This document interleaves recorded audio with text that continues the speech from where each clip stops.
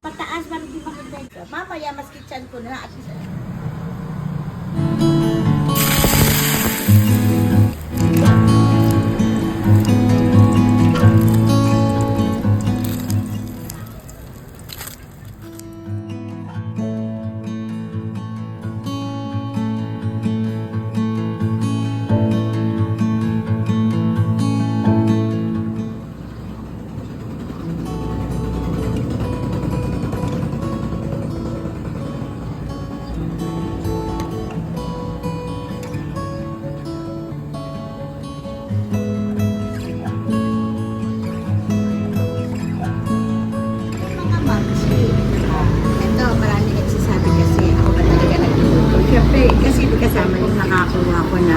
Photographer, videographer, wala kasi ako taga-video. So, ito, ang niluto ko ngayon, laing. Dahil may bigay sa amin na magnet, yung mapanchoy. Ito, may natira kahapon, nagpinto kami yun. So, laing yung anong nilutoy natin, toast. Stock niluto natin ngayon ay pakbest. Pakbest kasi meron siya, anong tawag siya?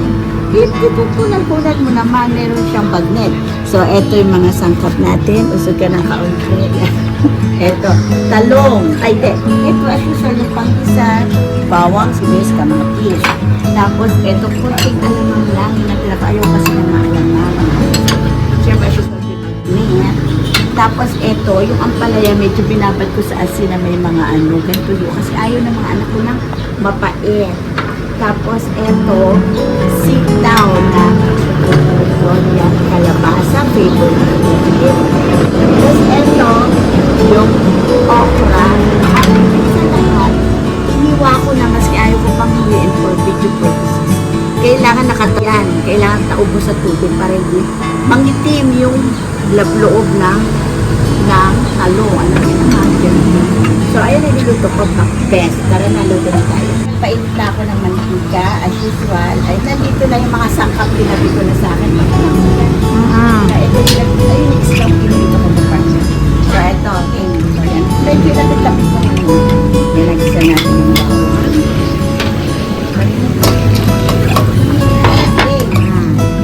Yan, medyo isusli ko lang din ako napit-napit mo pag naglalagay ako. Pag naglalagay ako, palit mo yun. Ito, sibuyas na yun. Then, kamatis.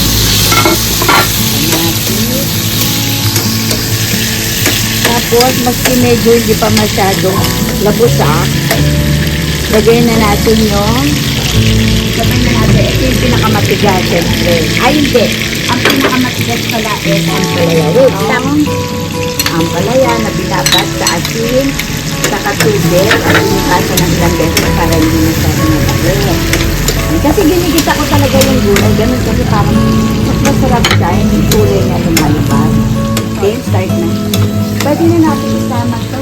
Kasi ano, ito kasi ito medyo nakikita. Tanggalin natin, baka may punta kami. Isama na natin. Ay, ang dami na yan. So, ayan. Sobrang lagay naman natin itong talo. Ay, hindi. Lalabas. Actually, pwede natin sabay-sabay. Lalabas. Ay, huwag muna. Tapos, dahil nilagay na natin yan, lagay na rin natin ito. Pwede na itong kailangan. Ngayon, maaamoy nyo na yung bango ng niluluto ko. Nakikita ba yung taste kapag kasi nilagyan ko na ng alam. Saka yung alaman na yan, panalitan siya dahil yung niluluto ko masarap. Yan, malambot na. Sinabot ko yung tubig ito, lagyan natin yung talong. So, ganyan yan, ganyan natin ilagay itong okra. Okay? See? Sarap yan. Yung ano lang yung pot ng sabaw, eh, pinagyan ko na alamang.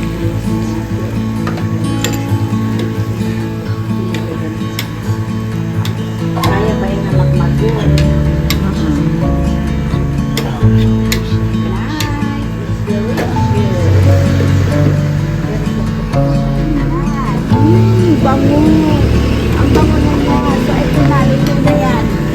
chance natin malagay ang, wait lang, sarap lalagay na natin ang, ito na lahat yan. Lagyan na natin ang bagnet. Wow! Napakasarap na bagnet. Courtesy of Mami Charlotte. Na ayaw sa wow, looks so delicious. Hindi ko lang malapit sa gitna. Wow. Is it up? Wala. Ito na siya.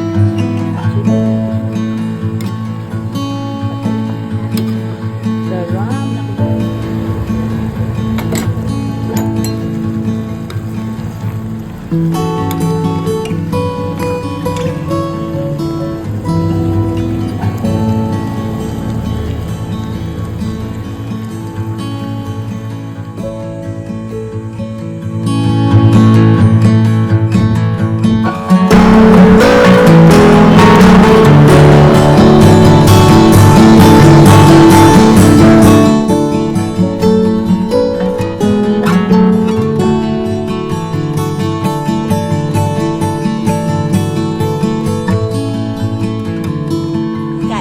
Mga mamchi.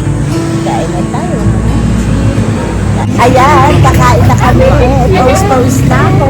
Ayan, si Ben na naman ang bisita. Si Camille. Hello, Ben. So, ayan. Interview ko kung anong masasabi sa luto. Ito ang plato ko para maligyan ang kain ko. Pinaglagyan niya lang ito. So, anong masasabi niyo sa food? Kung hindi mo pa kinakain, napaka-plastic. So later tatanungin ko ha. Sige, bye mga mamchi. Tanungin natin yung mga laman. Sabi ng mga kumakain. Ano? Sumubo ka nga muna, Ben. Ano? Ano masasabi? O hindi plastic ha. Kanin lang yung sinubo niya. Masarap sa inok. Ikaw, yun daw pala agad. Agap-agapan ko daw ang pagluluto. Ilang ang comment niya. O sige na nga. O sige, KitKat ano? Charap. O sige, alis na kami. Bye mga mamchi.